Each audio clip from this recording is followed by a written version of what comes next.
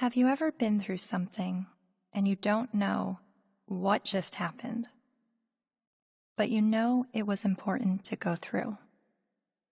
This is that journey for me.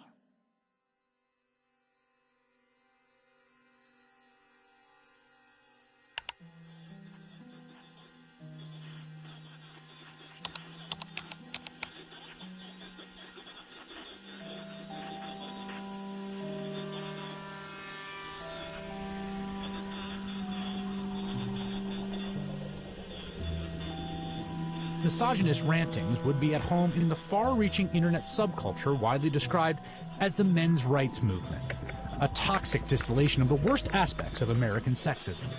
It's a universe of message boards where men get together to express their hatred towards women. I thought men's have all the advantages in the world these days. That's utter nonsense. Men are routinely ground up in a family court system that is misandrist and biased against them. They are the majority of the homeless. They are the majority of suicides. They are the majority of the drug addicted. They are the majority of the unemployed. They are the majority of school dropouts. They are a majority of those in prison. How do we know that they're not the cause of these problems? There's a reason that women live longer, Mark. Let me tell you. It is because we are stronger and we are happier at the end of the day than most men. And that is factual, and you know it. And when men are married to women who scream like you, they just want to die sooner. I'm not sorry. When you have women...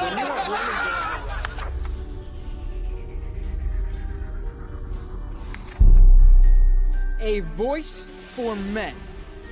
An online hub for men's rights activists, and they were founded by a man named Paul Elam. It's a website called A Voice for Men that's run by a man named Paul Elam, which is male spelled backwards, but it is his real name, apparently. It's a gathering of women haters. The Southern Poverty Law Center has classified that group and men's rights groups as hate groups. He wrote a piece declaring the month of October to be Bash a Violent Bitch Month. I mean, literally to grab them by the hair and smack their face against the wall, he wrote.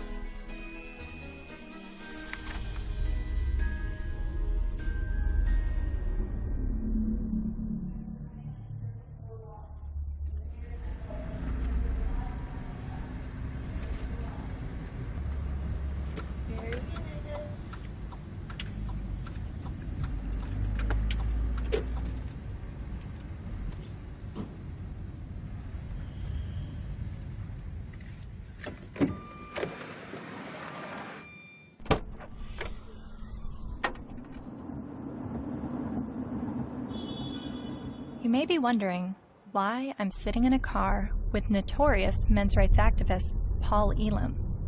That's a valid question, and to answer it, I need to start at the beginning of how I became a feminist. I was a quiet kid preferring to observe from afar. My mom put me in theater classes when I was 8 years old to break me out of my shell, and I loved it. So much, to the point that I decided to move to Hollywood when I was 18 years old to become an actress. What I wasn't prepared for was to be pigeonholed as the blonde who always died. Billy?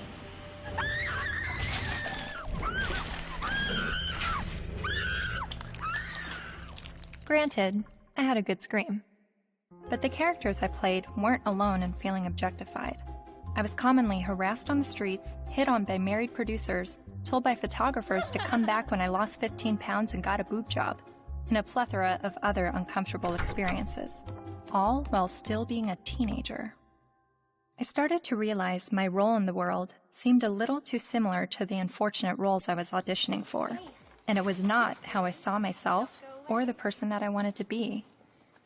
So, I quit acting and bought a video camera to tell the stories I wanted to tell. And now, I've been making documentary films since 2008 when I was 21 years old. Most of my work has been about women's issues and sexuality. I've covered a range of topics from the phenomenon of purity balls to reproductive rights, single motherhood, and LGBT rights. After releasing my film in 2012 about marriage equality, I was at a loss of what topic to explore next. And that's when two horrific stories broke the news. 2-star high school football players in Steubenville, Ohio, have been found guilty of raping a West Virginia teenager. The video shows the former Steubenville student callously joking about the incident. That's like rape. It is rape. Bro, they raped her. You know you do it? Bro. They raped her. This is the funniest thing. They raped her harder than Outrage across India as a 23-year-old woman, the victim of one of the most horrific rapes India has ever heard of. A 90-minute horror for a 23-year-old medicine student on this bus. Gang raped and beaten. Her friend assaulted and thrown out of the bus. Every day, every woman is facing violence on the street. I started to research this rape culture.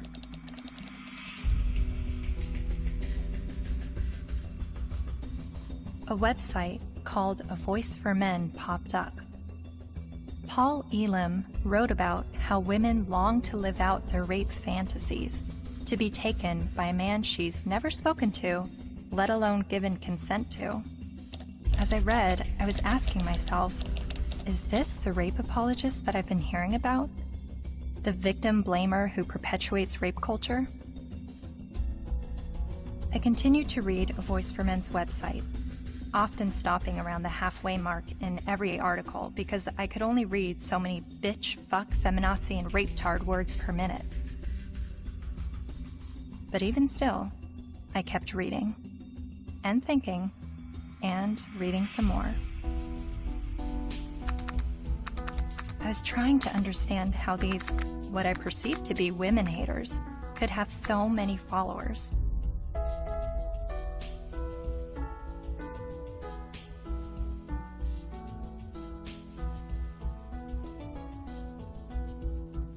So, I decided to meet these MRAs. The ones leading the movement, and some of their followers too.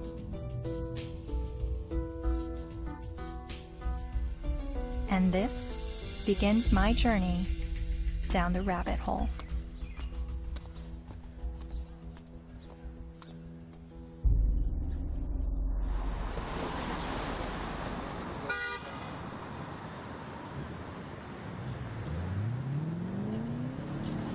This, ladies and gentlemen, is an historic moment. Never before has there been a gathering of this magnitude to support men's and boys' issues. We have got serious problems. I have been working in this area advocating for the rights of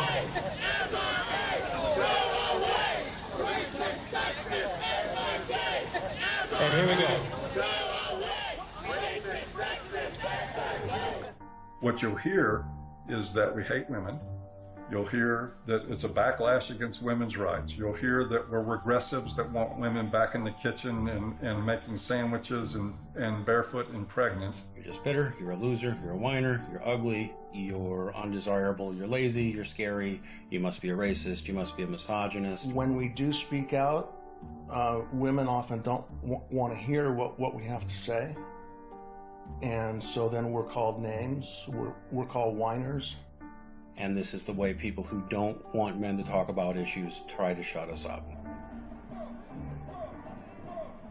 We all know that you guys are a fascist, Nazi friend group of white supremacists. No other way to openly organize other than calling yourselves a men's rights group. We're somehow disempowered because we're white men. Maybe it's just because you're pathetic. We're here to fight how misogynistic assholes think they have the right to oppress women. White men are starting to feel misplaced because women are sharing space. It's disgusting, and scroll the fuck up, and don't confuse suffrage with oppression. Everyone suffers. It's universal. I am a man, and I need feminism. And it is crystal clear that the problems for men and boys are real. I would like to turn the microphone over to Paul Elam of A Voice for Men for some words.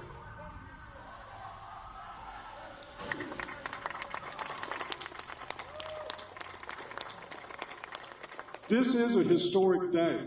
I've never seen a gathering like this out of concern for the general state of affairs for men and boys in this culture. And as trying to articulate the entire platform of the men's rights movement is kind of like trying to understand a snowdrift one snowflake at a time. It's a very, very complicated matter. Just consider this, that 93% of workplace fatalities are men. 4 of 5 suicides are men. Men are dropping out of higher education at very alarming rates. We're down to 38% now of college students are men, and it's dropping rapidly. Male suicide, male abuse, male unemployment, male homelessness, male failure in education, male health issues. We've got the paternity fraud issue, the wrongful paternity issue, a false allegation issue. Men are sentenced to 63% more prison time for the same crime as women. They're less likely to see a doctor. They're less likely to have health insurance. The family court system truly is biased against men. I mean, there's just no question about it. It's really the pro-choice for women only movement, because men, they're denying men any kind of choice once a child is conceived. Her body, her choice, right? Think about men. His body, his choice, not so much. Because the U.S. government does not want to send you to die. They would rather send me to die. Young men that are failing to launch, they're staying in their homes of origin far past the time that we would normally expect them to individuate and move out and go live their lives. We have video game addiction, we have pornography addiction, we have the abuse of young boys with drugs like Ritalin to manage their behavior. Almost all victims of autism spectrum disorders are boys. Boys are most likely to be homeless, most likely to get cancer, most likely to die young and of every major cause, most likely to be arrested, prosecuted, imprisoned, and even executed while being completely innocent. It doesn't matter what their race is, it doesn't matter what their ethnicity is, it doesn't matter what their religious or non-religious views are, it doesn't matter if they're gay or straight. Men and boys are in crisis, and they need your help and they need your support, because they are human beings too. And you will not shame me or anybody here into silence about it anymore. But if you start to talk about those issues and address them in terms of how they affect men and boys as a group, people get hostile about it. The idea is that men have all the rights, they've always had the power. But if that's true, why can't men talk about their problems? And that's what really got me interested in this to begin with.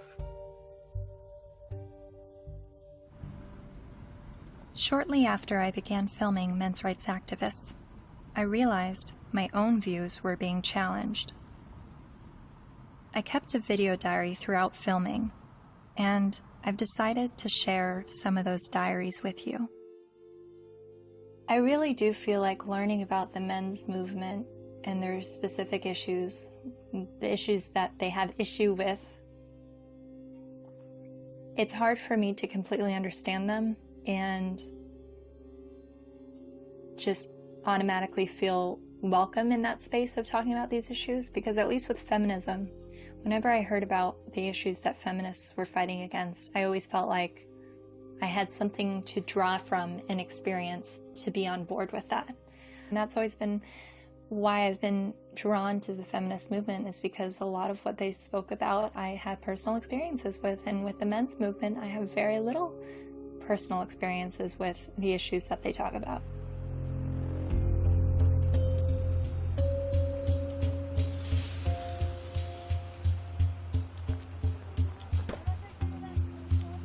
A cab driver who was driving a cab 70 hours a week was not saying, I am earning this money to have power over my wife.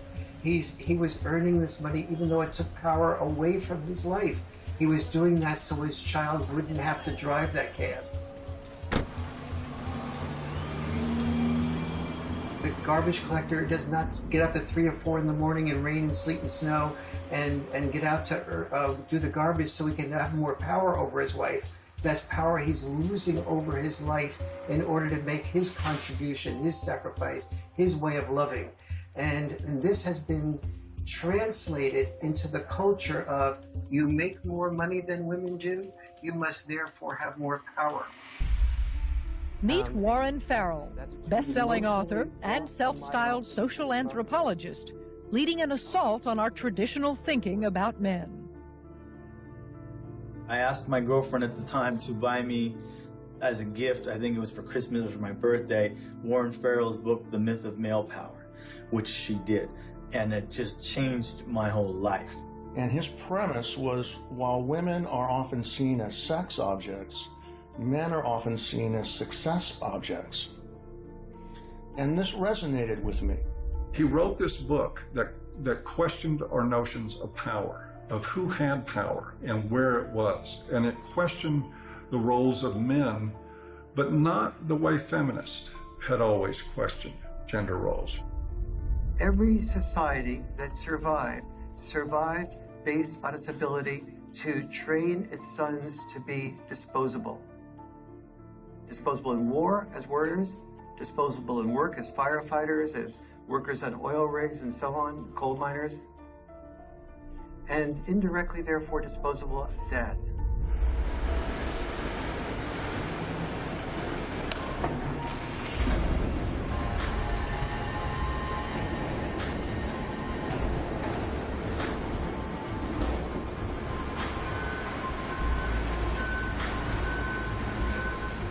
What happens in men's life when they're raised that they're worthless unless they're a provider, that they must work, even if they have to take on extremely dangerous work, they must get this done, or they're useless as men?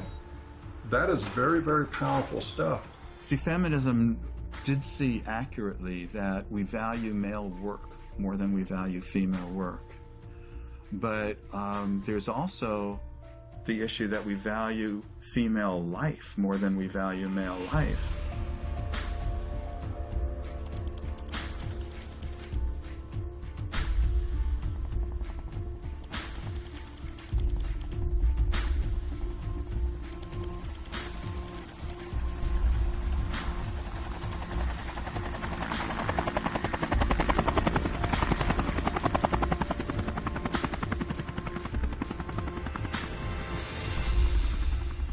Even when that plane went down in New York City a few years ago, and that, the pilot was a hero for the way he landed it and saved everybody. Word arrived over the citywide fire frequency that a commercial jetliner was in the water with 155 people on board.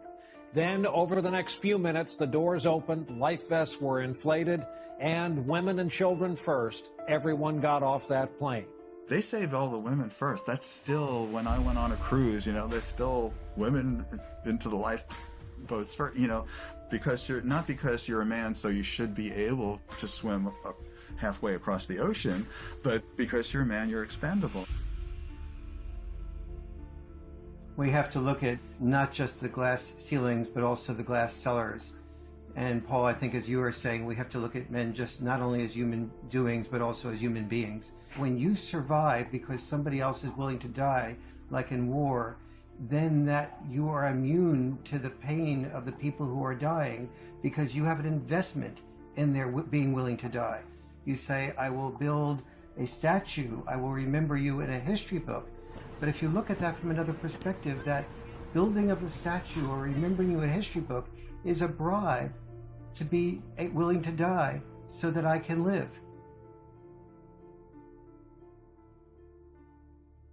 But both sexes, in the area where they are rejected, tend to turn what rejects them into an object. So the area where men... I'm watching this lecture that Warren Farrell's giving in the 90s. I see some women in the crowd, and a lot of them have their hands folded, and there is a little bit of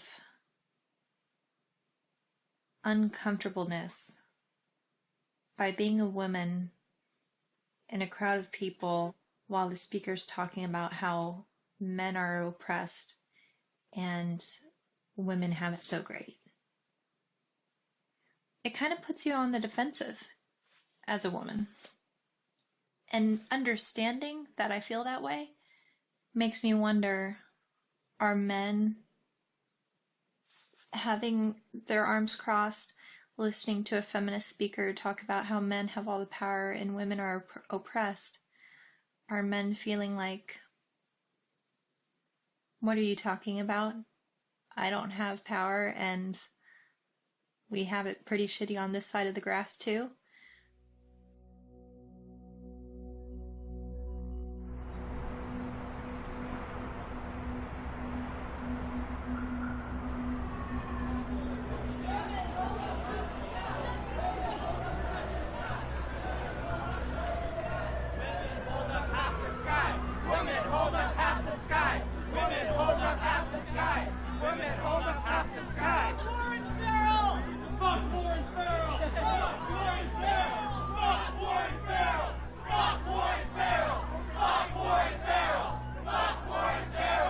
In 2012, Dr. Warren Farrell was speaking on behalf of men's issues at the University of Toronto in Canada. A feminist group protested the event. Be fucking ashamed of yourself. You're fucking scum. You are fucking scum. Fucking rape apologist, incest supporting, woman hating, fucking scum. Is there someone else I can wait? Fucking scum. Yeah, just another. I just want to listen to someone else's opinion. I'm not even on a side here. I just listen to as many people as I can. You know what though? Why would you pay money to fucking support a fucking rape apologist if you weren't fucking one? I never heard him say anything that was. Well, it's fucking scum. Who do you serve? Who do you protect? Who do you serve? Who do you protect? You're fucking scum. Fuck you. Raise your side of me. Fuck you. Real fucking scum.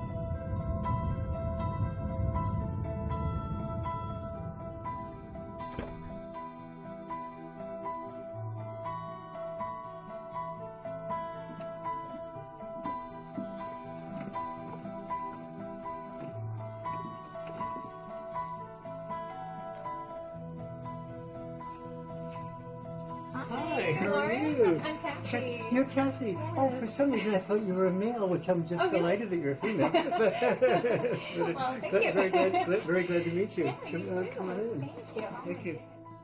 But Farrell wasn't always so attentive to men. In fact, for years he focused almost exclusively on women's issues, rubbing shoulders with feminist leaders like Gloria Steinem. And he's still a card-carrying member of the National Organization for Women. I believe that women cannot hear what men do not say. And he's got a lot to say to both men and women in his provocative new book, The Myth of Male Power. I was making a very significant amount of money speaking around the world on behalf of women's issues alone. I went through a period of forming men's groups. And then when I listened to them, I thought, well, gee, this will be really helpful to present to audiences so that they can understand not only women's side, but men's side too, because I was really totally in the feminist camp. And immediately I saw my standing ovations drop. I started hearing that there was people saying, don't invite him there, to speak with us. And pretty soon I had, very few college and university speaking engagements. How did you originally get involved with feminism? Where did that all begin? I was doing my doctorate in political science at NYU in the late 60s, and the women's movement surfaced.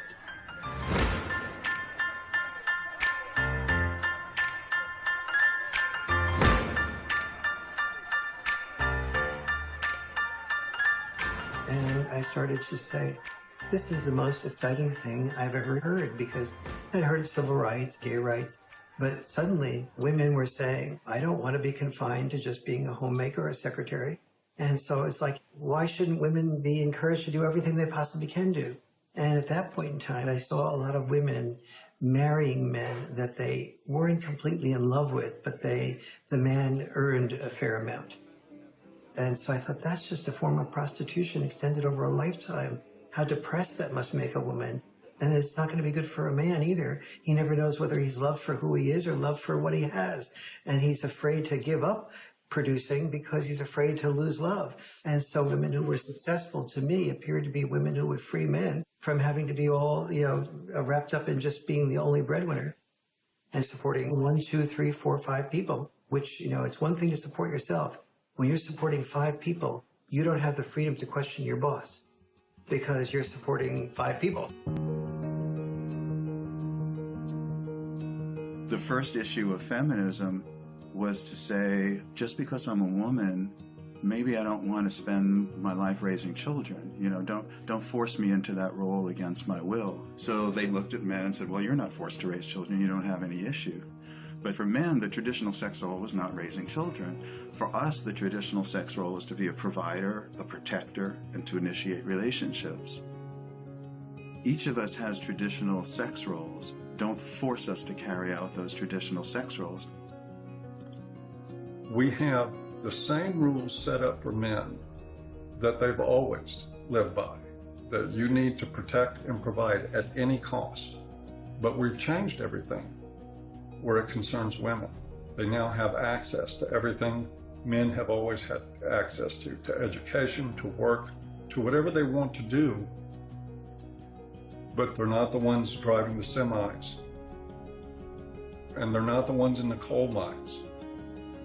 You don't hear the National Organization for Women complaining that there is just not enough female ditch diggers. It is still men carrying the lion's share for what it takes to operate and maintain this society. And it is still the expectation that if somebody's going to go down with the ship, it's going to be men.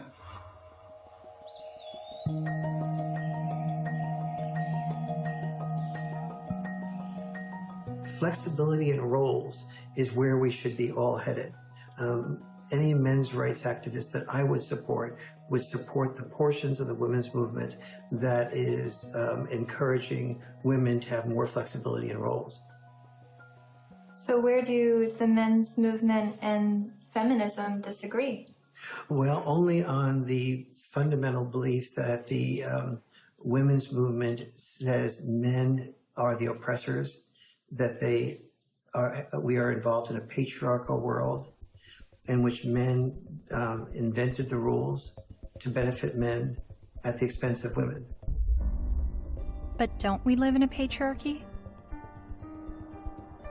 When most of the world's nations still have never had a female leader.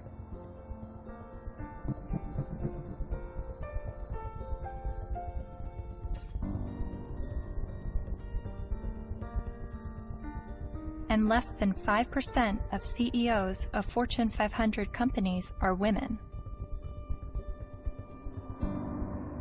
You have to look at this in a larger perspective. Patriarchy is the result of gender roles and not the vice versa.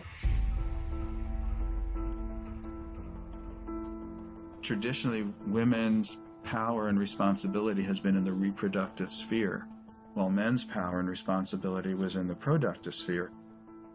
You have to reproduce to continue the species, and you have to produce to feed people so that they can reproduce. So, it's like they work together.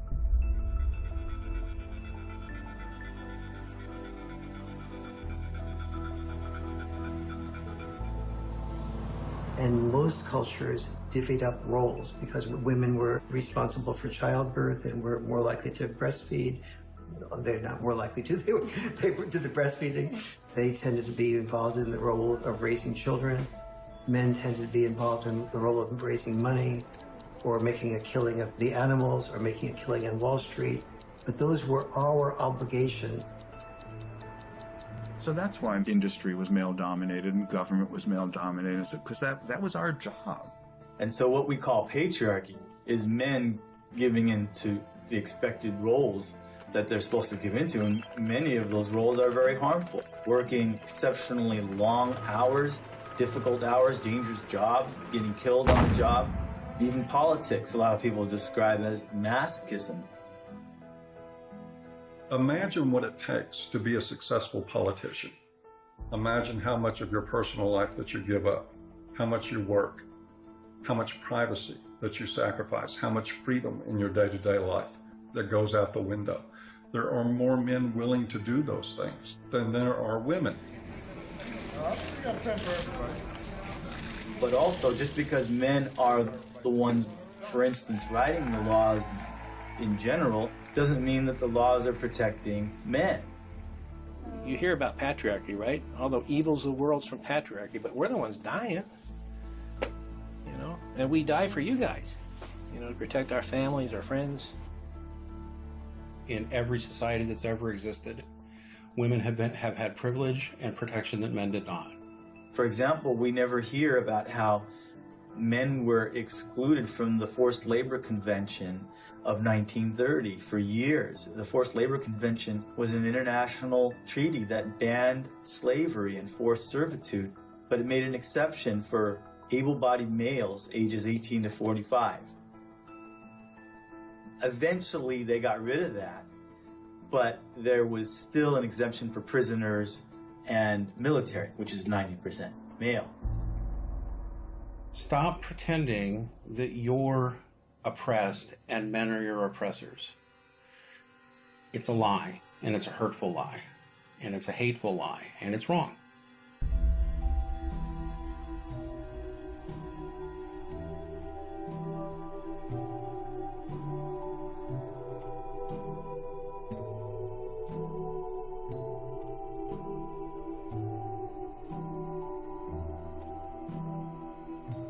You talk a lot about the red pill in A Voice for Men. What is the red pill?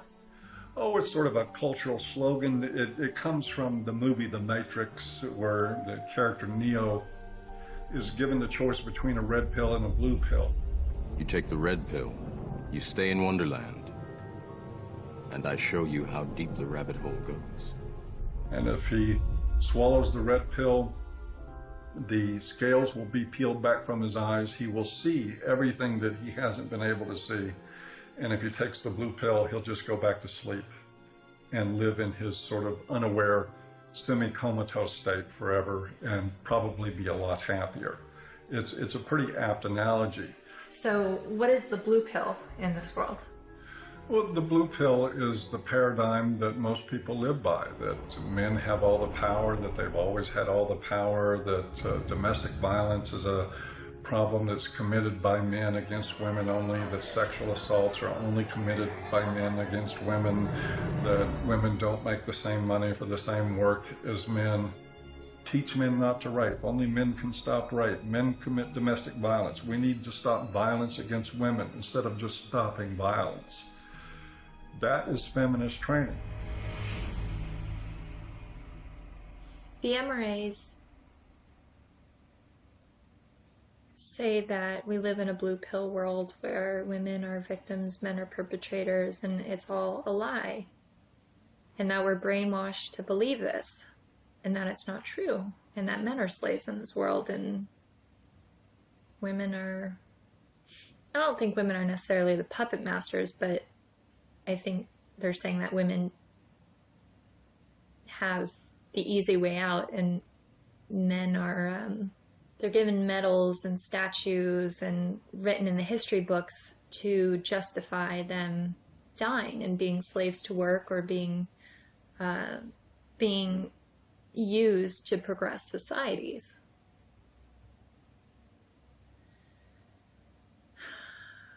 And I've believed for so long that I'm at a disadvantage for being a woman, and that I have to work harder than everyone else, and I have more to overcome, and I have more to prove just because of my gender. But the MRAs are saying that this is all a lie, and that guys are actually the ones that are disadvantaged and discriminated against. And actually, the more I learn from them, the more I think thank God I wasn't born a guy. Because I don't think that the expectations on men is good or healthy. I mean, they have so much pressure to succeed and to be strong and to stand up and protect others and to put their lives on the line. I don't think I would want that responsibility. But, you know, 50 years ago, no, I wouldn't have wanted to be a woman. But now, I mean, maybe just it's right now that the tides are changing and women have the better deal. Well, no, I don't know.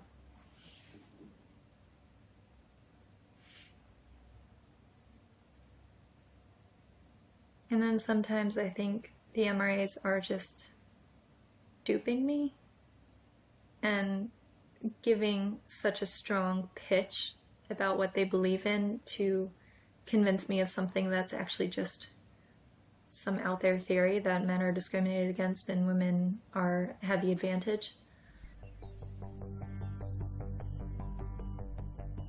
Yes, this is Cassie Jaye.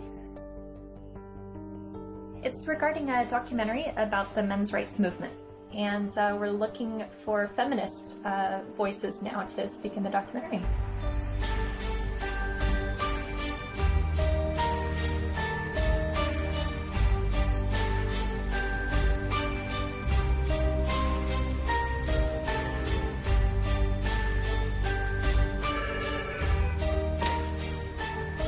Feminist majority. Yeah, hold on just 1 second.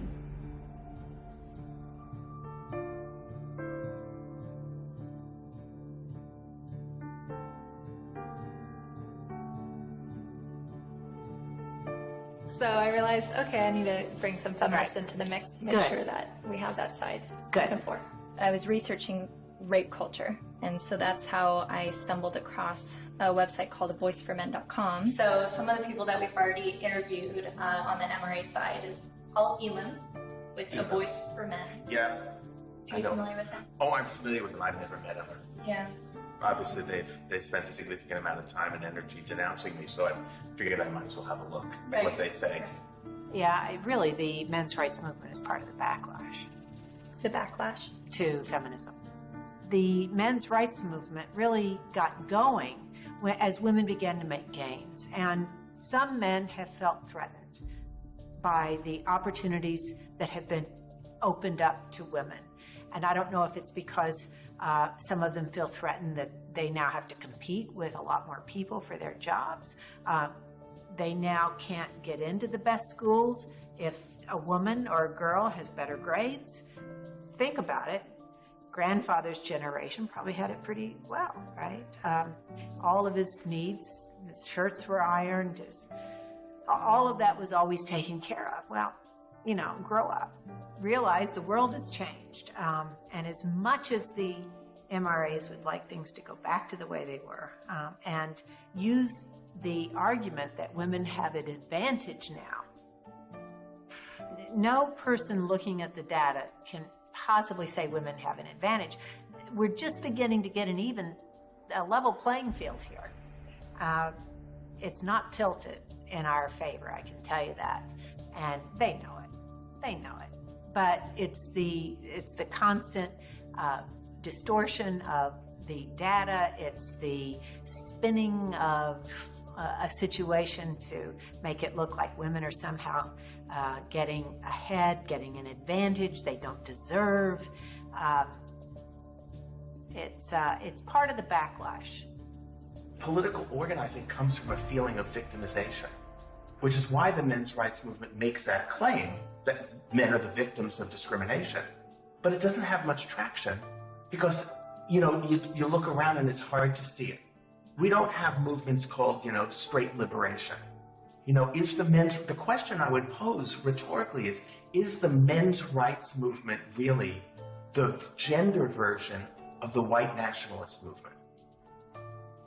Because there are plenty of white people who say that they are the victims of reverse discrimination. So of course it's not going to have very much traction. You can't really organize the people who are superordinate.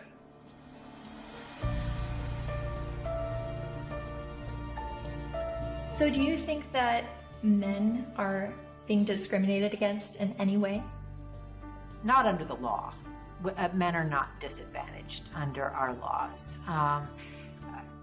Or in the business world, as a class, men are not underrepresented on corporate boards or at the top of the Fortune 1000 companies. In the corporate world, in the business world, in a lot of parts of academia, in the military, in the sports world, still pretty much a male-dominated world, and where a lot of the privileges and power and status accrue to men. Men are advantaged over women, no question. No one can debate that, not with a serious, not in any seriousness.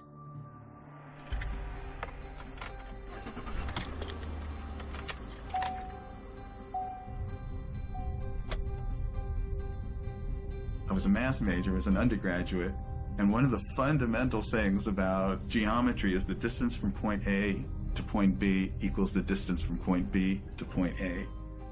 And if women are so different from men that men can't understand the female experience, we need to listen to women to describe it, then the male experience is so different from the female experience that you can't understand it. You need to listen to us.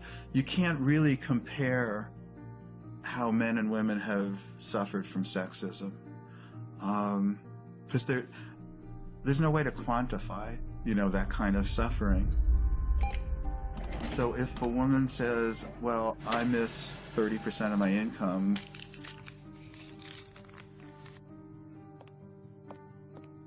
more than you miss 6 years of life, there's no way to quantify that. Or I've lost a job opportunity because I'm a woman. There's no way to say, well, I've suffered more than you because you've lost a kid because you're a man. We can't, but it is serious. And at least if you're denied a job because you're a woman, at least you can go to another company and apply for a job, But you can't, when you lose your kid, you can't say, well, okay, I'll get custody of that kid, I'll try for that one. It's a terrible thing that happens. There was a case, the Serpico case. You might be too young to know the movie Serpico with Al Pacino. It was about a New York City undercover cop. He gets shot at the end of the movie and retires from the police force. And he was a real man, Frank Serpico. A woman after the movie, after this was made, decided she wanted to become a single mother and tricked him into fathering a child.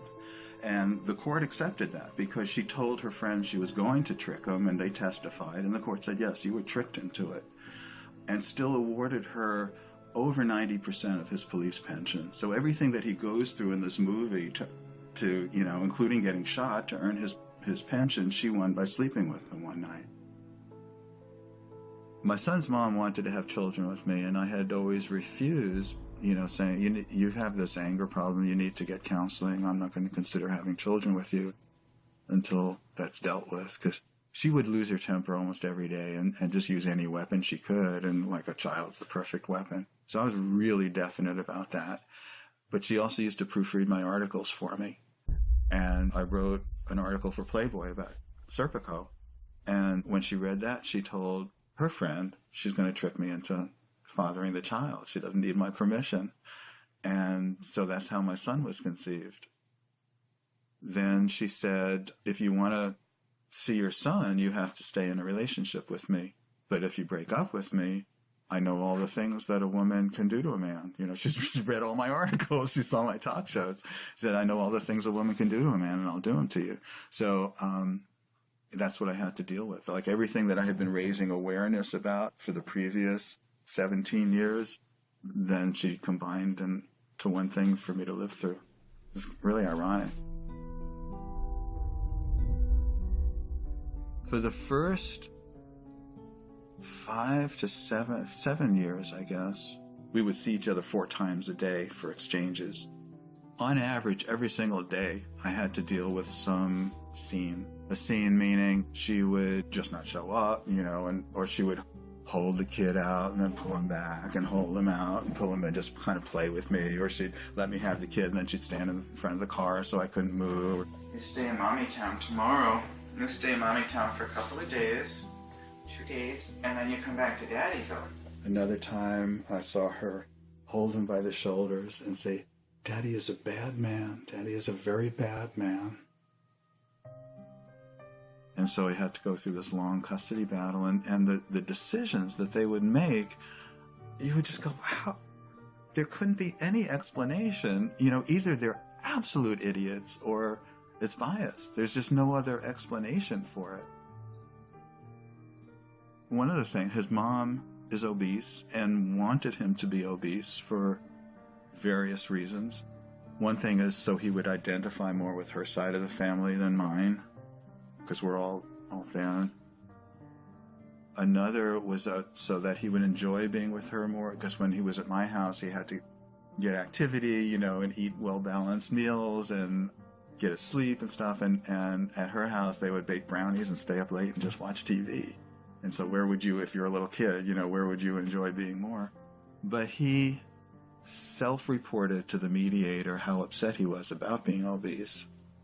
That the worst thing in school was when kids called him fatty, and how he cried. And his physician said that he's really concerned medically. And then when I did, he was at an age where he would imitate things that I would do. You know, I gave him a broken shaver, so when I shaved, he would pretend to shave. And what I did was I started weighing myself every morning and writing down my weight, the date and the weight. And I taught him how to read a scale. So he kept his own records. So I had 6 months worth of statistics to show consistently that every time he was with his mom for a few days, he'd come back weighing 3 or 4 pounds more, and then he'd lose it while he was with me.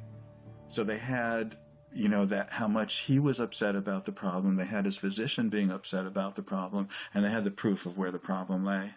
So the judge's decision was that father should no longer be allowed to weigh the child. Problem solved.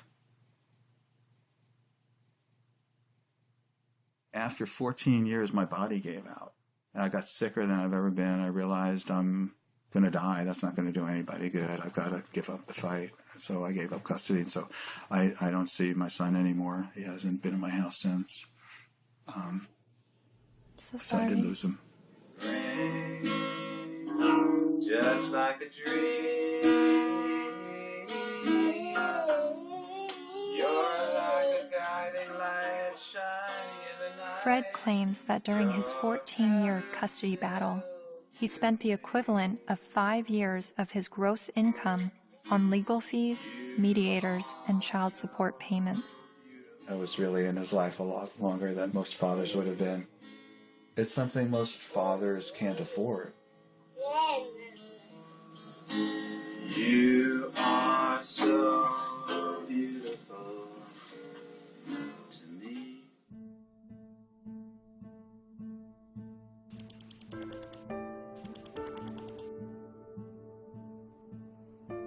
We generally know that fathers don't get as good a deal in family court, and we don't really complain about it until it happens to us. And even then, a lot of men don't.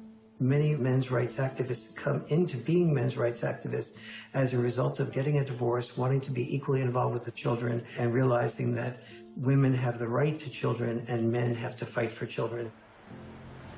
When your family courts run on the supposition that mothers are more fit to be custodial parents and that fathers are more fit to provide a check every month and to become what we like to call Uncle Daddy, where they visit their children. To me, that's one of the greatest obscenities in the world, the idea of visiting your own children, where you get to see them for 2 hours on Wednesday night, and you get to have them for X amount of hours every other weekend, and you have no say in how they're brought up.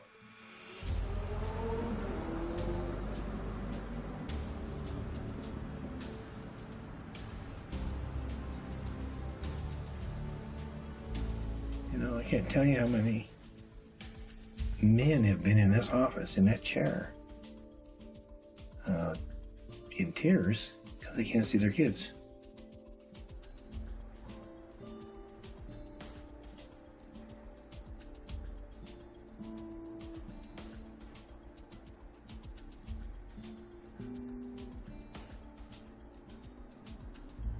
some of this stuff ends up in horrific consequences.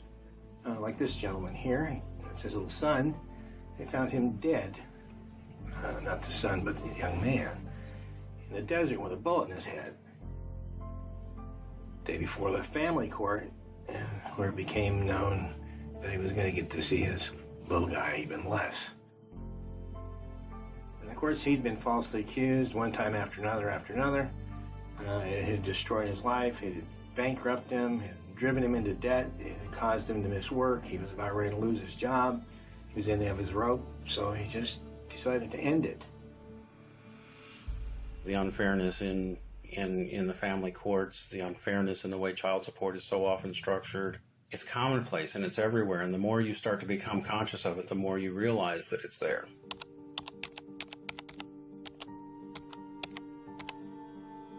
I started to research some fathers' rights issues and came across some harrowing stories. Like this man in South Carolina who found out his only daughter was adopted away by the mother without his knowledge or consent.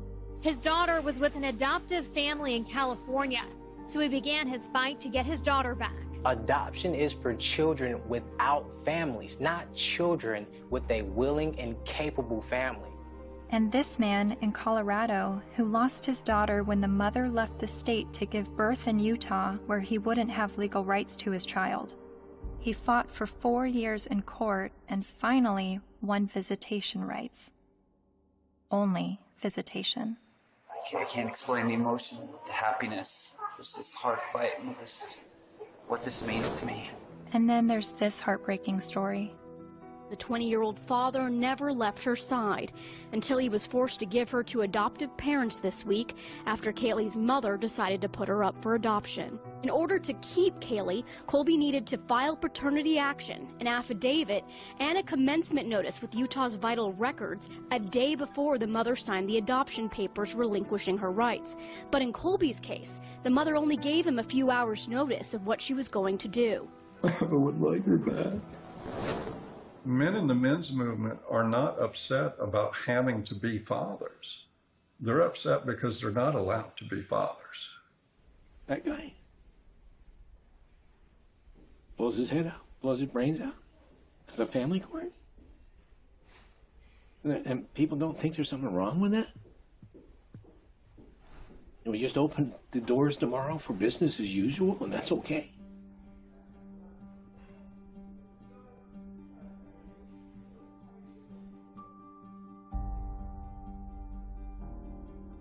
I've always thought of feminism as being the fight for gender equality, and yet I've never heard about fathers' rights and the injustices going on in family court. Why is this? I decided to ask gender studies professor Michael Mesner. Well, I'll just say I don't think it's, I don't think that a lot of their assumptions are correct to start with. There's no doubt that there have been some men who get just screwed by court decisions and custody cases. But I think when you look at the broader patterns, you know, it's still the case that in intact heterosexual families with kids, women are still doing the vast majority of the housework and childcare, and there's a lot of sort of father absence, lack of participation by fathers, some of whom I think then after divorce happens end up suddenly wanting equality, you know, as fathers when they haven't really been participating equally as fathers before. So to me, it always kind of swings back to the feminist perspective of how we need to push for full equality across the board, including before divorces. And if we have that, then we might expect more symmetry after divorces happening. The more I researched fathers' rights, the more I realized how deep this rabbit hole goes. Not only in the amount of issues, but also in the vast array of perspectives on these issues. I decided to create a flowchart of what I thought fathers' options might be following a surprise pregnancy, I then put a green line for the paths that I thought would be good turnouts for the father, and I put red lines for the paths that seemed to not be good for the father. Then I created a flowchart for women's options, and did the same with green and red lines. And as I stepped back, I saw all the red lines for the women's options if she does not want the child. But something dawned on me. Of every path the biological father could go down, he's at the mercy of the woman's sole discretion. Although women have very difficult choices to make, she at least has the choice. But for biological fathers, they have no say over their parental destiny.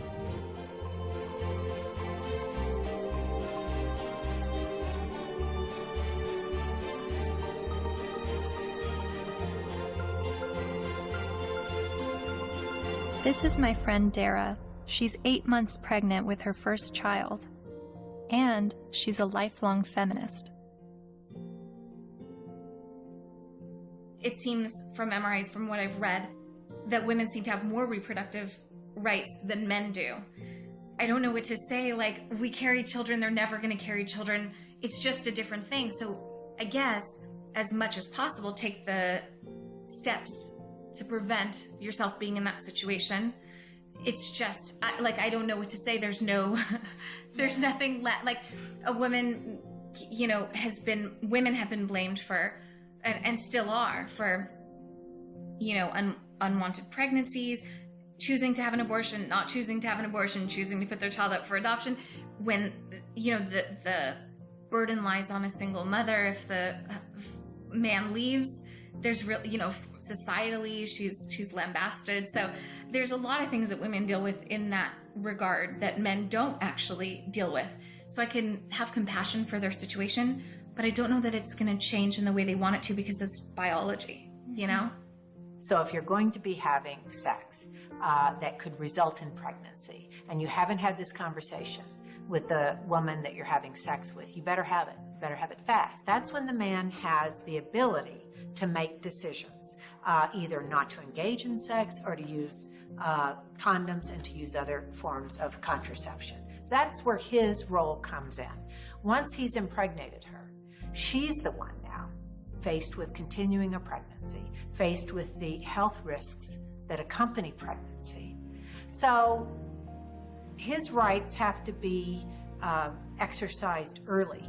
But once she's pregnant, all decisions must be hers, because ultimately she is the most impacted. There's just no question. And she ultimately has the responsibility for that child.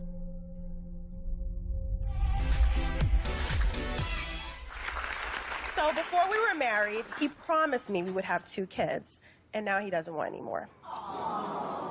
My friends think I should trick him and stop taking my birth control. Men have never been in control of our bodies. We're the ones in control. Clap if you think that she should trick him. My people. Up next, everybody. So it sounds like men's reproductive rights are limited to the choice of whether or not to have sex and the choice of whether or not to use protection. But what if he's tricked into fatherhood? Or what if he's not even the father? What does paternity fraud look like? It's ugly. It's extraordinarily ugly. And we have to distinguish between paternity fraud and wrongful paternity. What's the difference? Wrongful paternity can be innocent. Okay, we went to a party. I had sex with 6 guys. I think it was when I was hanging out the window I got pregnant, but I wasn't sure. But, you know, if anybody knows that guy's name, would you please have him call me? And then she names one of the other guys, and he didn't have sex with her. It wasn't malicious. It wasn't intentional.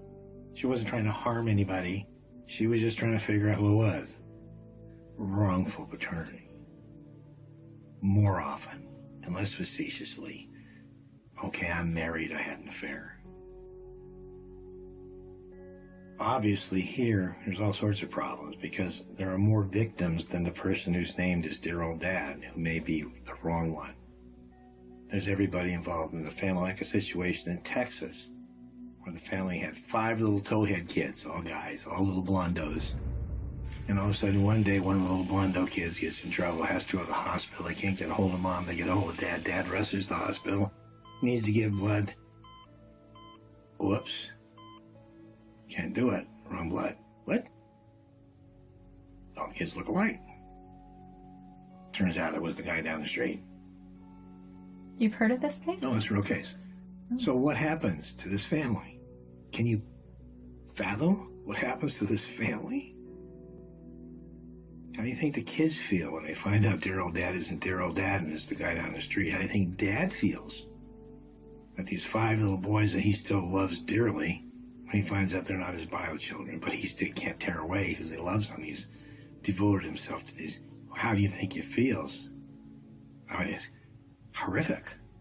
Horrific. That's not wrongful, that's deliberate.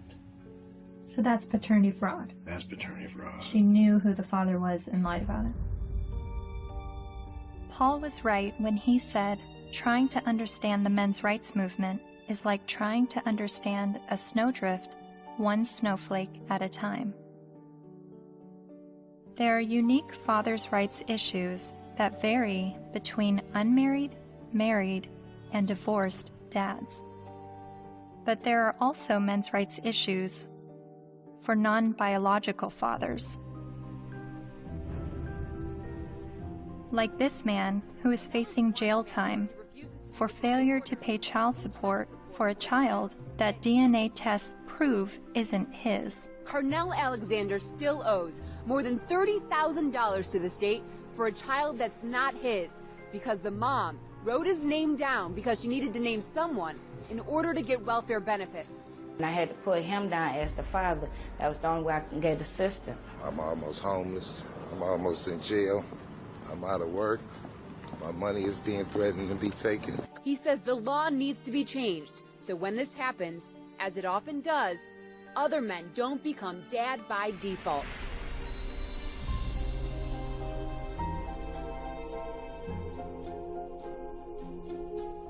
A lot of times people wonder about MRIs, why are you guys so angry? And my answer to that is, why aren't you? How can anybody look at this and not be angered by it?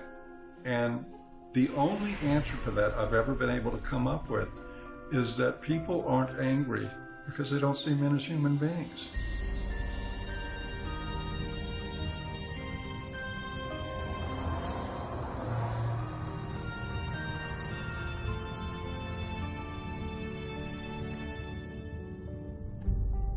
I continued traveling North America, meeting MRAs from all walks of life, hearing their personal stories, their red pill moments.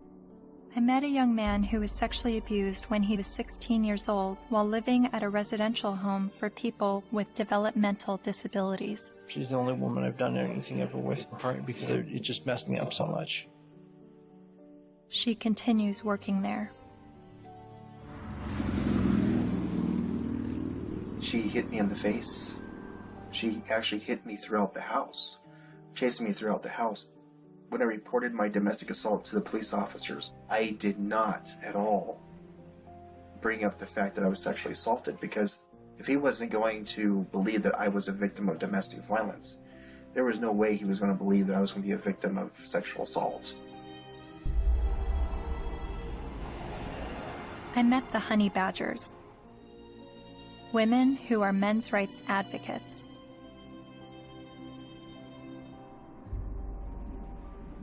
And then there was a 15-year-old boy, there's a 35-year-old woman, and then later on she came out of jail and she was able to collect child support from this boy that she raped. Yeah. After getting out of jail. So there's lack of fairness for men in the court systems. When police officers would show up to a domestic violence case, there was often men were just taken away without asking what even happened. It's just presumed that men are the criminals. I was assaulted several times, you know, and I never got any help. I went to the police still bleeding a couple of times. And one police officer said, I'll never forget this. He said, if she starts hitting you again, you better get out of there fast, because if she just breaks a fingernail trying to hit you, we'll arrest you. I mean, I can't tell you at this point how many guys I've talked to who are like, yeah, you know, she stabbed me and they put me in jail. Not only are there endless studies that show women are just as violent as men are, when I would talk about it, invariably, men would start coming out of the woodwork with stories. Stories they were afraid to tell, stories that they got laughed at for, stories that they got blamed for. It's hideous. This is not flattering to men, to talk about men's vulnerabilities. No. To talk about the ways that they are not strong, and that they are, well, weak. And to be honest about it, it's not flattering. A solution for both genders is that we need to be able to recognize how men are vulnerable, and we need to be able to recognize how women are actors. Because we have a huge blind spot, especially when women do bad things.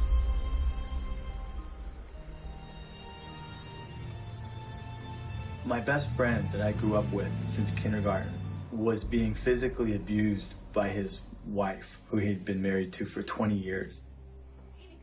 She'll break glass and throw it at him, punch him.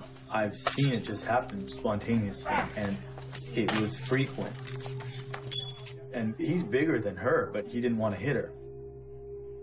And he didn't want the children, they had 3 minor children, he didn't want them seeing this at all. So he would usually just go outside, because there would be glass breaking or things being smashed or yelling, and he knew that the neighbors might think it's him. So he would go outside so the neighbors can see what's happening. Eventually I said, look, you need professional help, and so does she, and maybe the kids do too. So I called a bunch of domestic violence shelters. I just looked around online and I called, but every place that I called said, we don't help men. We don't help male men at all. And I started becoming curious about why that was, because I learned that these were state-funded shelters. And I know that men pay at least half of the taxes that fund these shelters if they're state-funded, and I just was wondering why. So basically, there was no place to take him, and it just continued. The problem just kept going.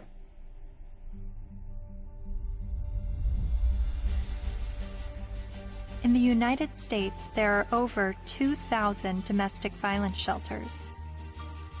All of them serve female victims, and nearly all of them turn away male victims.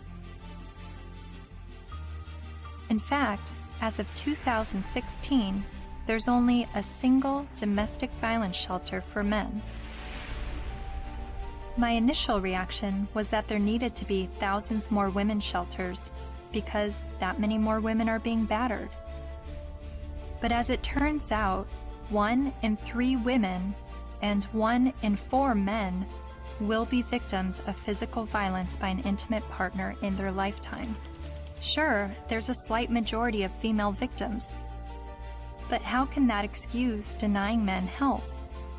Couldn't this be considered gender discrimination?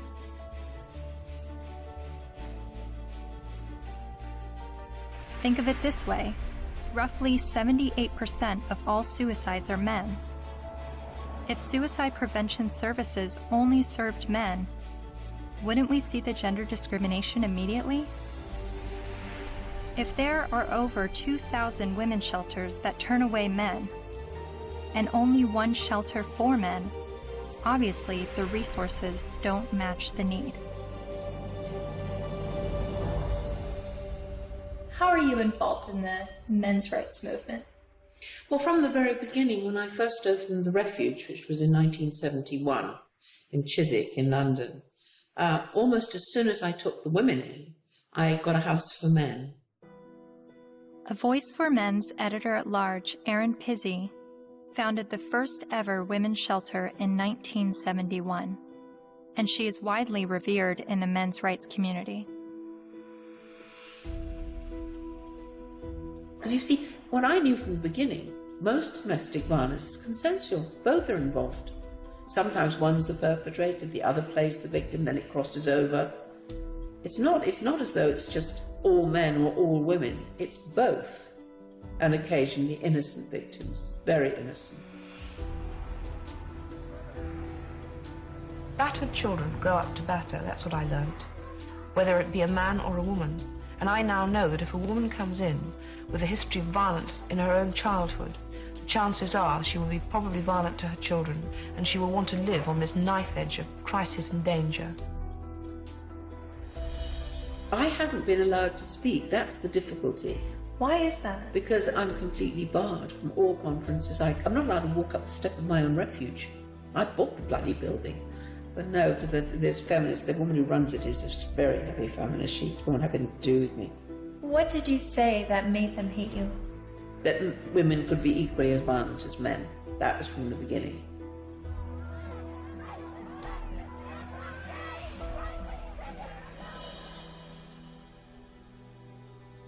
Erin Pizzey says that 62 of the first 100 women to enter her refuge were just as violent as the men they left, and violent towards their children. But there's levels of violence, isn't there? I do not affect that I'm violent. Well, I'm violent. So am I. You know, I'm very violent. Whereas verbally, and you know, I could quite easily hit somebody. You know, very, very easily. And I've had an argument. But the feminists I've met have an entirely different take on domestic violence.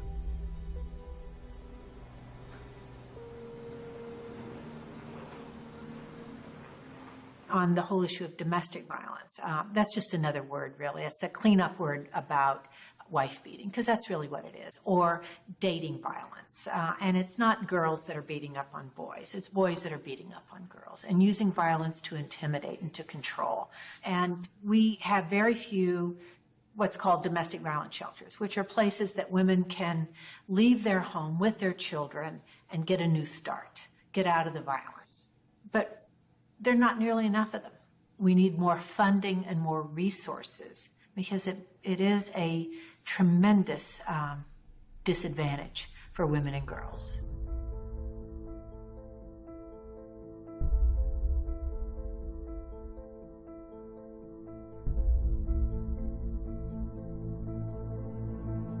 In 2014, the CDC released a report revealing that over 5.4 million men and 4.7 million women had been victims of intimate partner physical violence within the previous 12 months.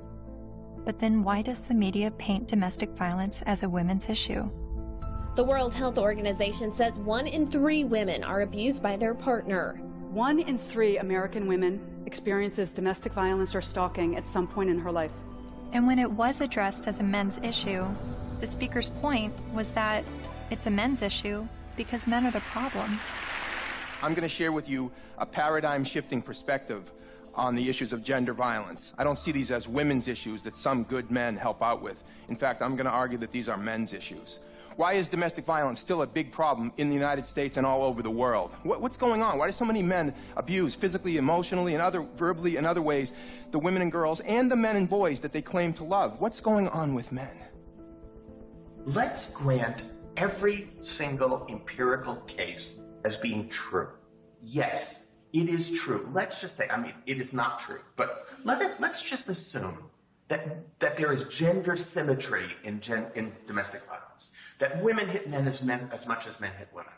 If I were to say that, I would say, and therefore we need boatloads more funding for domestic violence, to develop shelters and adequate interventions, because there's this hidden epidemic of men who are being beaten up by women. Or I could say, as the men's rights movement do, therefore we shouldn't have these shelters and we shouldn't fund them because the women are all lying. Well, it seems to me that if you really believe in gender symmetry, it's not that you want to, you're not questioning the number of women. You're just saying the number of men is high. You would want to join with women who are anti-violence to say, we have a real problem here. You know, it's not even a gender problem. It's a problem of women hitting men and men hitting women. We've got to get boatloads more funding. Let's work together. That seems the logical response to this. But instead they're saying it's like a zero-sum game. If we fund the women, then we're going to ignore the men. Well, we're not going to ignore the women because we all agree that the levels are as high as we say. But it does sound like a zero-sum game when only women are receiving services in domestic violence situations. And of all the men's rights activists I've met, none of them question the number of female victims, but they are calling attention to the high number of male victims that are being dismissed. So why aren't men's rights activists and feminists working together? Michael Kimmel briefly said something that made me wonder. He said it would no longer be a gender problem if both men and women were equally victims of domestic violence. Is that why the number of male victims are never addressed? To me, it's been fraud for all these years. Why is it we have this enormously powerful feminist movement and virtually nothing for men? Originally, it was capitalism was the big enemy in the 60s and 70s. And it was the radical feminists in America. They moved the goalposts. They said, no, it's no longer capitalism is the enemy. The enemy is patriarchy. All men.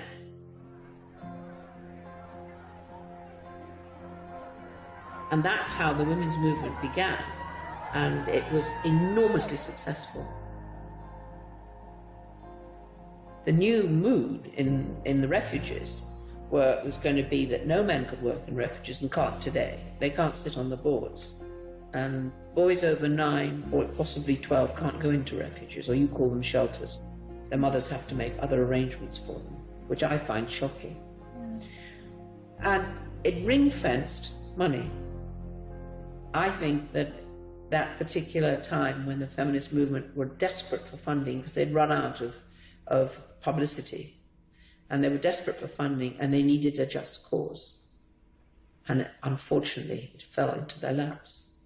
It's an enormous industry. I mean, violence against women, they get something like, was $1 billion and over a year.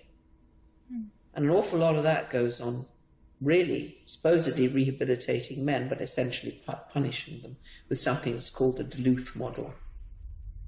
Duluth Power and Control Wheel. You guys know about that? No. I gave you a copy. In 1977, I think, a bunch of crazy women up in Duluth, Minnesota figured out they had the solution to domestic violence, and it was all about patriarchy and all about men. And it's the Duluth Power and Control Wheel. Because men are all about power and control. Of course, not you ladies. You guys, you don't control anything. You have no power. You're just sweet and innocent little things. Okay. So this power and control wheel is divided up in all these things, you know, about who does this and who does that and blah, blah, blah. Of course, it's all men.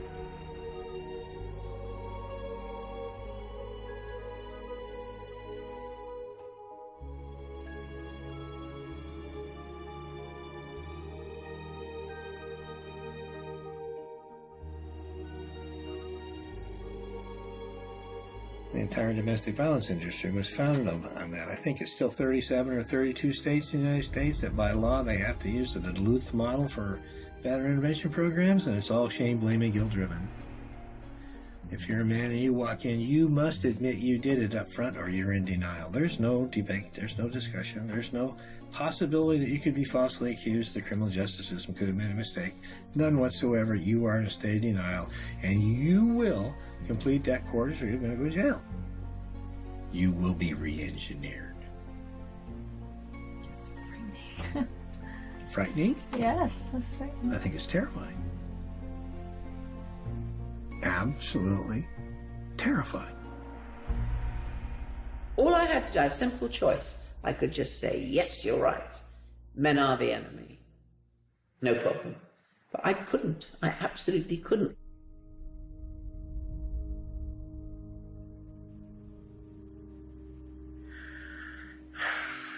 Just getting overwhelmed.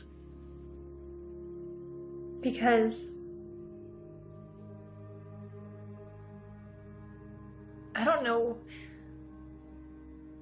where I'm headed with what I believe and what is right and what is wrong and who is wrong and who is right, and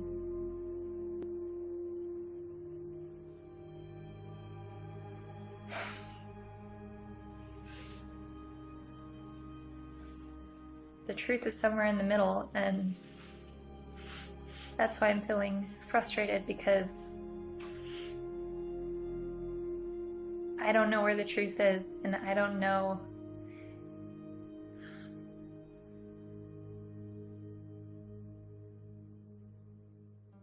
When I decided to make a film on the men's rights movement, I never anticipated questioning my feminist views.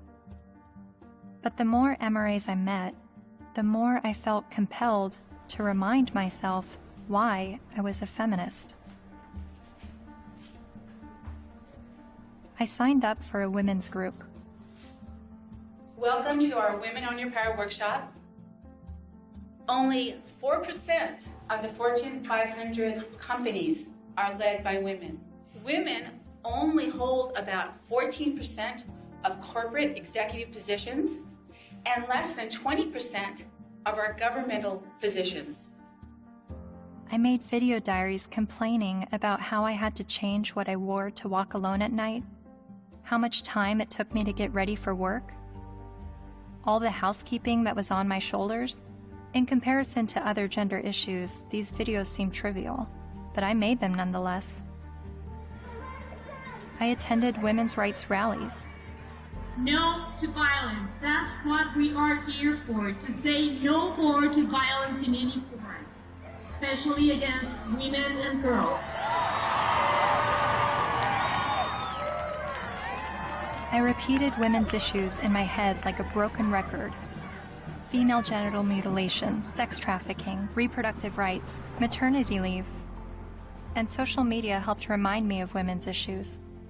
We have fought for everybody else's equal rights. It's our time to have wage equality once and for all, and equal rights for women in the United States of America. We are struggling for a uniting word, but the good news is that we have a uniting movement. It is called He for She.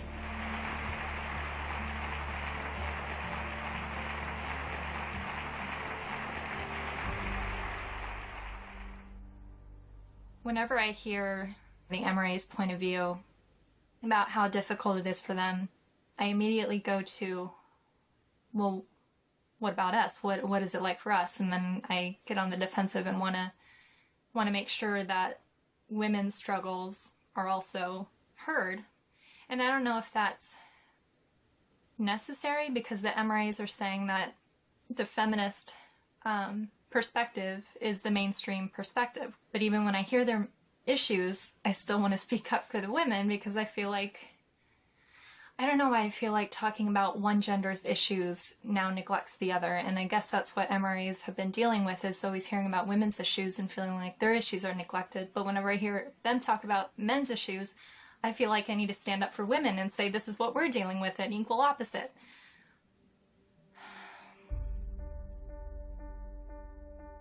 I met with men's rights activist Karen Strawn late one night in a noisy bar. She became well known for her YouTube videos talking about male disposability and other men's rights issues. And she's a honey badger. Part of what I do and what I research and what I think about is the reason psychologically why feminism seems to be such a comfortable, warm blanket emotionally for so many people, men and women alike. And it's so comfortable that it will make them not see things that are right in front of their face. Look at Boko Haram. Hundreds of young girls, fast asleep in their beds, are awakened by the sound of gunfire. Armed attackers have stormed their boarding school and set fire to dozens of buildings. Nearly 300 of them are dragged from their dorm, loaded onto trucks, and carried away deep into the forest. From New York to London rallied yesterday demanding that the terrorist group Boko Haram bring back our girls. It just gets to the core of you, This unconscionable act was committed by a terrorist group determined to keep these girls from getting an education. And what happened in Nigeria was not an isolated incident. It is a story we see every day as girls around the world risk their lives to pursue their ambitions. I mean, you must have heard about that, right? That's being spun as a fundamentalist Islamic group that is so determined to be misogynistic and oppress girls that they want to deny girls an education. But they are not against girls being educated. They're against anybody getting a Western, secular, or Christian education. The initial attacks, and there were several of them, there were over 100 men killed and 1 woman killed. And the victims were described as people, right, or villagers. And in the previous attacks on the schools, they actually let the girls go. They separated out the boys and girls, and they let the girls go, and they told them, go home, get married, renounce your sins, and live a righteous life under Allah, right? And then they burned the boys alive. There was literally no outrage, right? It was barely reported on. It was one of those things, there was no opinion pieces on it, no nothing, right, until the girls were kidnapped. And look at it this way, because we played right into their hands, because they want attention, right? And they weren't getting any attention from the Western media when they were just slaughtering boys, right? They want attention. And what do? They kidnap girls and sell them into marriage or slavery, right? And everybody, the UN, Michelle Obama, Barack Obama, the UK government, the Canadian Federal Minister of Defense, right? They're all promising aid and help and equipment and personnel to help find these girls and bring them back, because this is such an outrage and oh my goodness, something needs to be done. Well, maybe if, like last year, maybe if we did something then, all of these girls would be safe in their dorms right now,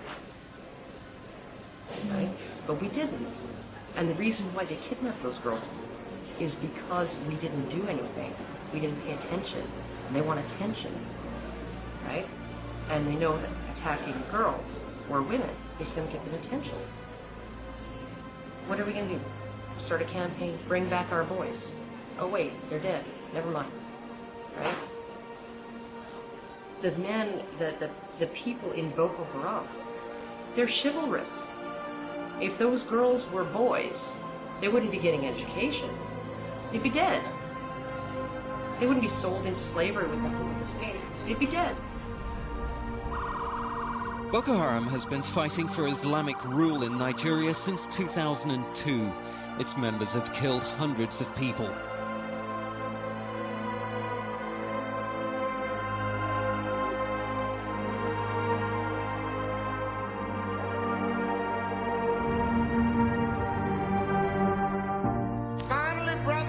At least 69 dead, although some reports put the number at about 150 and scores more injured.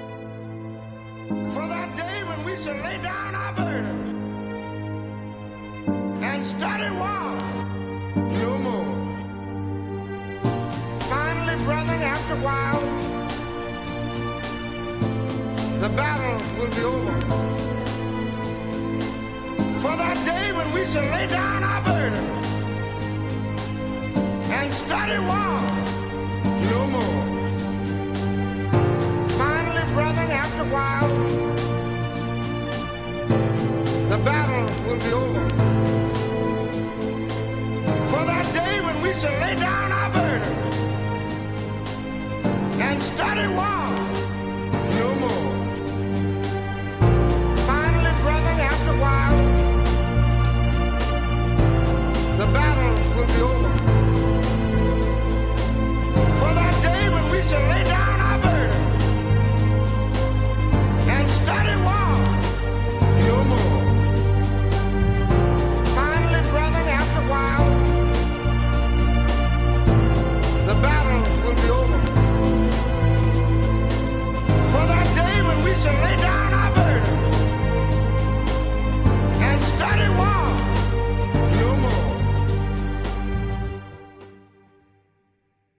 one of the most important things the men's movement is doing is being able to say, men need compassion, and men deserve compassion. And to have that happen, I'm not expecting it in my lifetime. It's an ocean of pain out there. This stuff we're talking about has been going on for so long. And nobody listens. Nobody cares. It's one thing when you look at what happens to women and you feel normal, healthy outrage about it, and that should happen. But when you can look at what's happening in our courts to men, in our medical establishment to men, in our schools to men, and yet we remain so cerebral about all of it. Yes, well, that is certainly something to consider. If it were happening to any other group, we would be having protests from coast to coast. And the fact is that it is happening to men every day right in front of our eyes, and people will get angry at you if you try to talk about it. That's how deep the prejudice runs. But there have been protests, not with the intention of shining light on men's issues, but rather with the goal of silencing any discussion of men's issues. Like at Ottawa University, when Professor Janice Viamengo attempted to give a lecture that questioned the feminist narrative.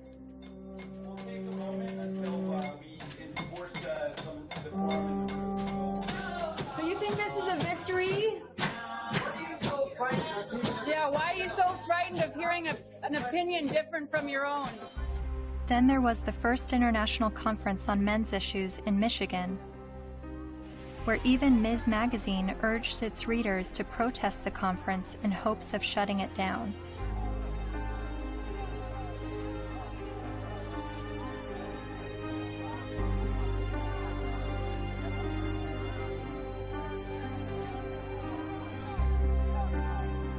But perhaps the most well-known protest of a pro-men's rights event happened in April 2013 at the University of Toronto, when the Canadian Association for Equality hosted a discussion titled From Misogyny and Misandry to Intersexual Dialogue. Well, in my 20s, when I went to Columbia to study art history, and that was in 68, and that was the height of the academic. And so suddenly I was confronted with the direct possibility of being drafted for that. And I discussed that with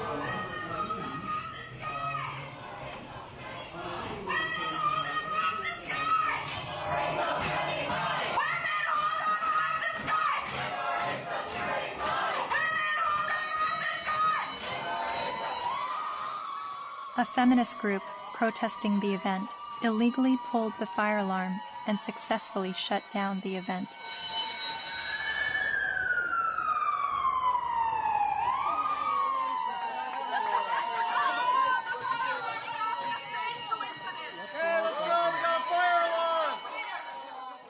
Once outside the lecture hall, feminist protesters and men's rights activists got to speak face to face. So, number one, shut the fuck up for a second. Feminists do not want you to lose custody of your children. The assumption that women are naturally better caregivers is part of patriarchy. Feminists do not like commercials in which bumbling dads mess up the laundry and competent wives have to bustle in and fix it. The assumption that women... This is a list of the things that we're working towards. Now, if you would shut the fuck up for the 50th billionth time, These are things we agree on, actually. These are things that we're agreeing on. And these are things that you've actually all got skewed fucking views on. You think that feminists are trying to take away your fucking rights, but as a matter of fact, what we're trying to do is we're actually trying to work on the same things that you're working on, but except the fact that you're just too busy hating women. You can't fucking see that we're trying to work on those same situations. Are you conflating feminism, which is an ideology, with women, which is a demographic of societies? Okay, Mr. Derailing for Dummies. Okay. You're still a hate An group. ideology. Yes. I also hate a lot of other isms. So you admit those? Racism, I sexism. oh, bullshit! Bullshit! Fascism. Bullshit! You hate sexism, but you're an MRA. Okay, no, point taken. We win. You obviously have Sorry. read our literature. Okay.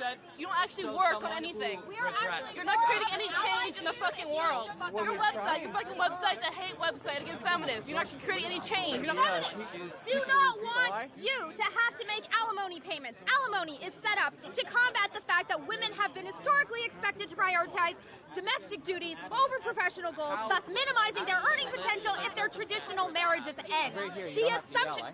I'm reading, fuckface. I'm trying to I'm letting everybody else hear it, okay? It's not just for you, Mr. Entitled. The assumption that wives should... Why do you think the men's rights movement is at odds with feminism? What has created that clash and that war between each other? Well, one, feminism has spent the last 50 years demonizing men, which is sort of one of the problems. Feminist scholars have characterized men as inherently violent, inherently bad, inherently predatory, inherently oppressive. They have postulated that masculinity is a disease.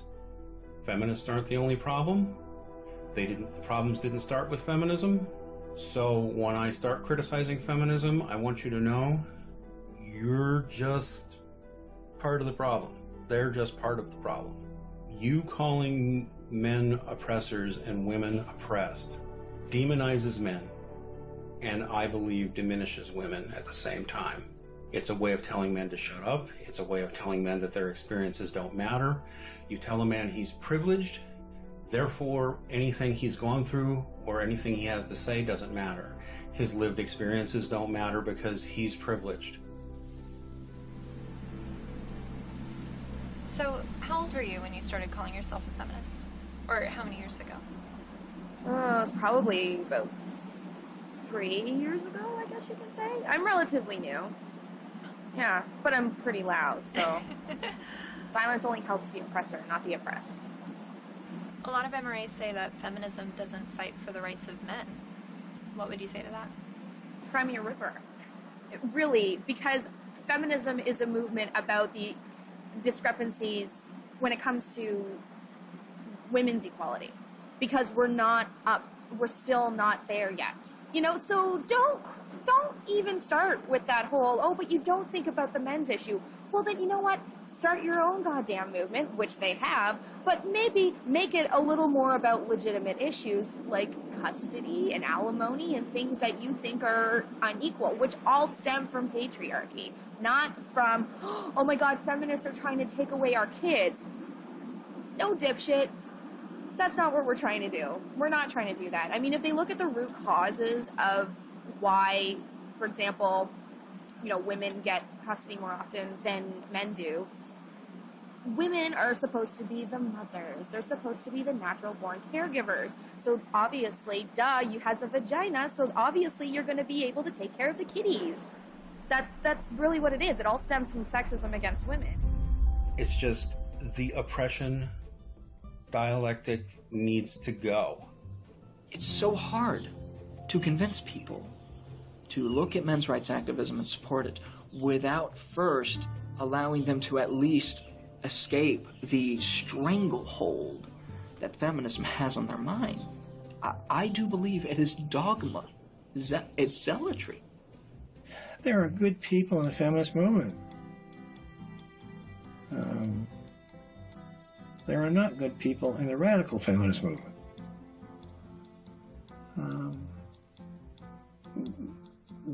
That system is based on hate. And hate is, in my opinion, hate's the most destructive force in the world. They're so quick to call us man-haters or misandrists. Misandry for men? No. Like, they're so quick to say that when all we're doing is talking about, like, patriarchal societies and structures that we want to dismantle. Nothing against men in particular, but just saying, hey, this is the system that we live in, and this puts men above women, and it's not necessarily their fault, but hey, recognize what's happening here, and let's work together to dismantle it. The omnipotent, ever-present patriarchy. The invisible force that directs all of our lives, right? and causes all oppression and all suffering, right? Our devil. And the beautiful, wonderful force for justice, feminism, the way. It's the way. It sounds like religion. It sounds like religion. And oh my goodness, for a movement that's only about equality and isn't blaming of men. They name the force for evil after men and the force for justice after women. And this being a movement is very, very, very concerned about the implications of language. So concerned that if you call a firefighter a fireman, it will discourage little girls from aspiring to be firefighters. And sometimes discourage grown women from aspiring to be firefighters, right? By calling them firemen. But we can call the force for all oppression, we can call that essentially men, patriarchy, right? And we can call the force for good and justice women. And that kind of language, that has no implications. We're not blaming men. We just named everything bad after them. They're really angry, and they're angry at women, they're angry at feminist women, but yes, men have gotten a crappy deal. But it's not the fault of women or gay people. When feminism says that they have no part in any of this, I think they're not being honest about it. I don't blame feminism for all of it, but I think they've had a role in it. They've written laws that discriminate against men. They fought to protect those laws, particularly in domestic violence areas. And for many, many years, second wave feminism would go through the statutes and change everything that was gender specific to something gender neutral, unless it was something that benefited women, like the domestic violence laws. They didn't change those. Other types of areas like fathers in prison, there's statutes that specifically give mothers certain benefits that fathers in prison don't have. And I challenged that as well legally, but we didn't win on that one. When I wanted to get a commission on men, like the county has a commission on women, the feminists fought that tooth and nail. When Prop 209 was before the California voters, which was to end affirmative action, every feminist organization opposed it. Every time men's rights groups try to pass joint custody legislation, feminist groups fight them. They fought us on paternity fraud. The biggest opposition that I have faced has been from the radical feminists that said, we don't want truth to be the standard, because if we did, they wouldn't oppose automatic DNA testing at birth.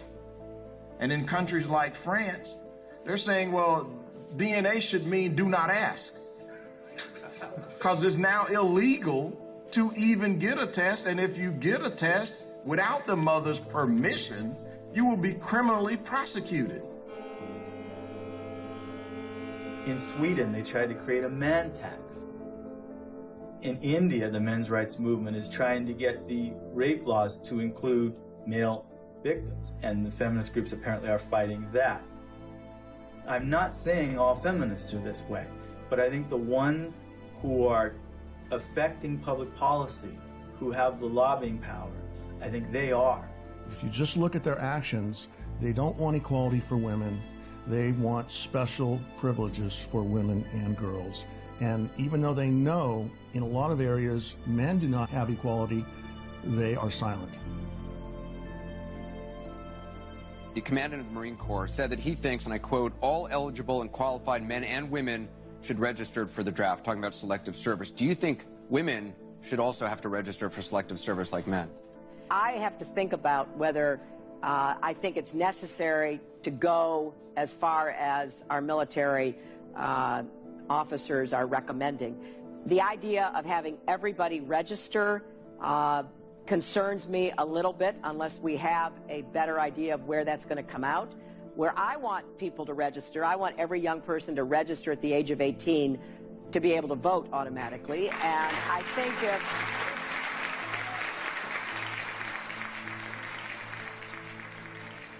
What's the motivation? People don't ask, what's the motivation? Do we need a men's rights movement? No, we need common sense. You know, but if there's going to be this women's movement, and this is the movement that's going to do all these things, then maybe we need a counterbalance. They call the men's men's rights movement or a men's movement. And I hate to see either one of them. I think it's a shame. I think it's destructive.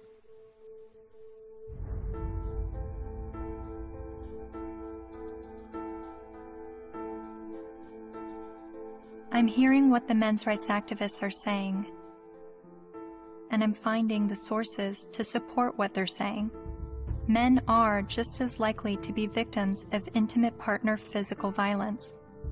Men have little to no control over their parental destiny, especially when he's tricked into fatherhood or he's raising a child that he later finds out isn't his.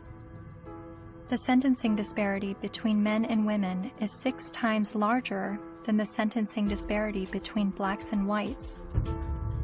So while a black man may be sentenced to 10% more prison time for the same crime as a white man, a man is sentenced to over 60% more prison time than a woman arrested for the same crime. Boys are falling behind in education. They are enrolling at lower rates and earning less college degrees. And while not all MRAs agree on the issue of infant male circumcision, most MRAs do believe it is a human rights violation. I spent months learning about infant male circumcision, but it only took me watching a 5-minute medical training video to convince me this is a barbaric practice that needs to stop. Okay, so first thing, make sure he's well restrained. The foreskin, okay? And we repeat the process with just one end and clamp. Anything that gets clamped gets cut. All that was left, a partial penis and his tiny testicles. Rhodes says Ashton urinates through a hole in his penis. She says she can't imagine now what she'll say to her son when he's old enough to understand what's happened to him. How could you explain it to your child that you don't have a penis or you might never be able to have kids?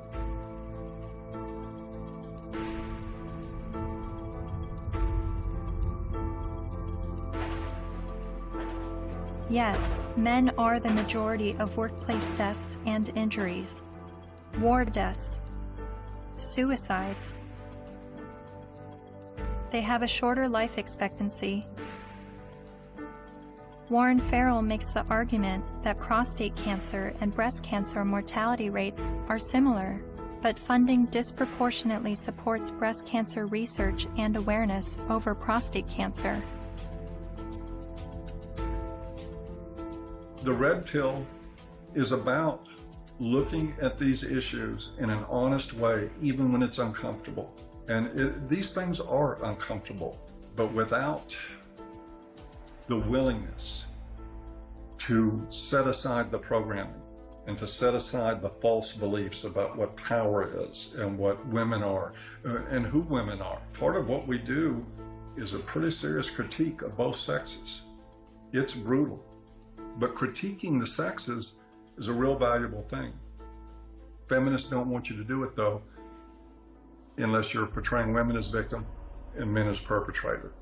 The red pill is about understanding that men and women, like everything else in life, it's a mixed bag. You've got victims and perpetrators on both sides of the fence. And that's all. It's real simple. It's just not easy.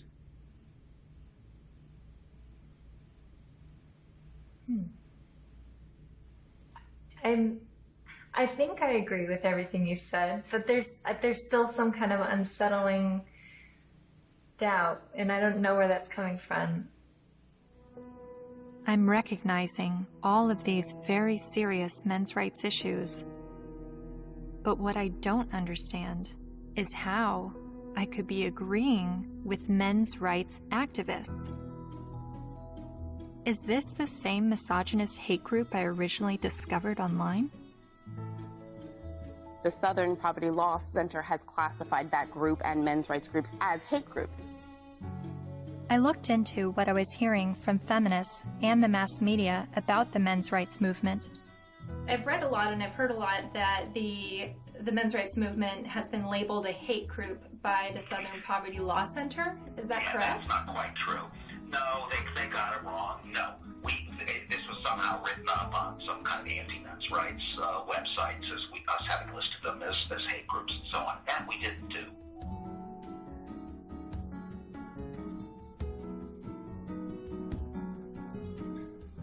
he wrote a piece declaring the month of October to be Bash a Violent Bitch Month. Jesus. I mean, literally to grab them by the hair and smack their face against the wall, he wrote.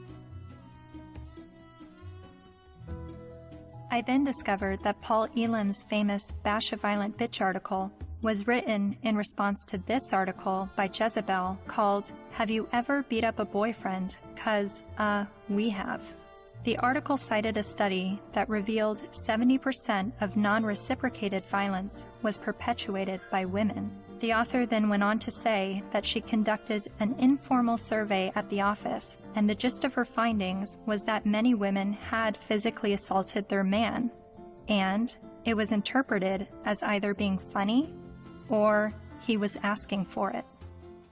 I couldn't help but see the hypocrisy in a major feminist website making light of abusing men, and MRAs stinging back only to have the media paint them as the abusers. Something else to think about.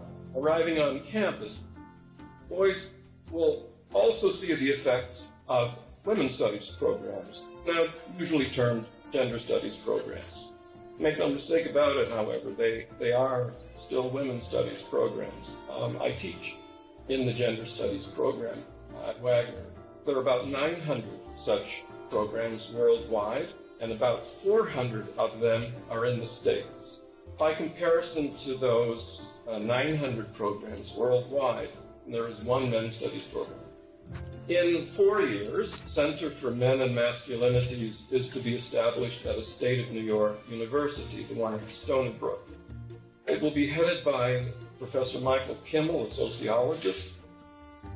Its advisors will include, probably among the advisors are funders as well, the actress and fitness expert Jane Fonda, Gloria Steinem, and Eve Ensler, the author of Vagina Monologues.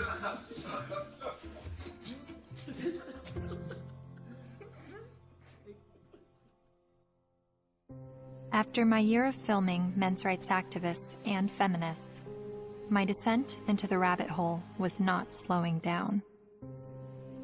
My education on gender politics was really just beginning. I learned about other sectors of the online manosphere, like MGTOW, Men Going Their Own Way, and a forum on Reddit called The Red Pill, which is separate from the men's rights community and they do not see eye to eye. I'm told an easy way to remember the difference is that while MRAs want to change the system, Reddit's The Red Pill want to take advantage of the system, and MGTOW want to leave the system. There are so many perspectives on gender, and I believe they are all worthy of listening to. However, the conversation is being silenced. For a society to accept anything said on behalf of women's rights, and then to shame any dialogue about men's rights and call it hate speech is precisely the problem. I don't know where I'm headed, but I know what I left behind. I no longer call myself a feminist.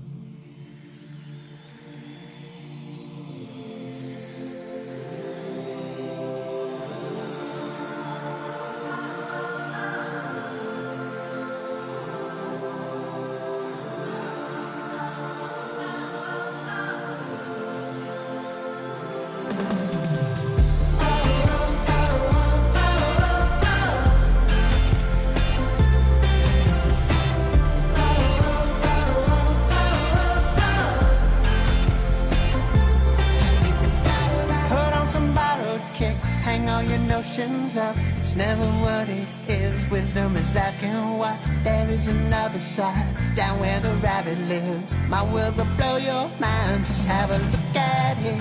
Think about it. Think about it. Think about it.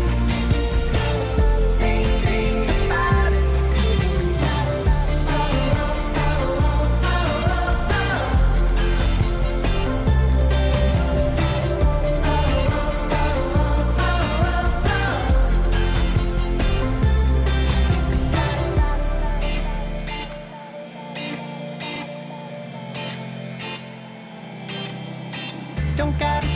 your mind, just try to open it. I'll let you use my eyes, see what I'm dealing with. People with different stories, divided by different categories and reasons why. The smart speak, the wise they listen.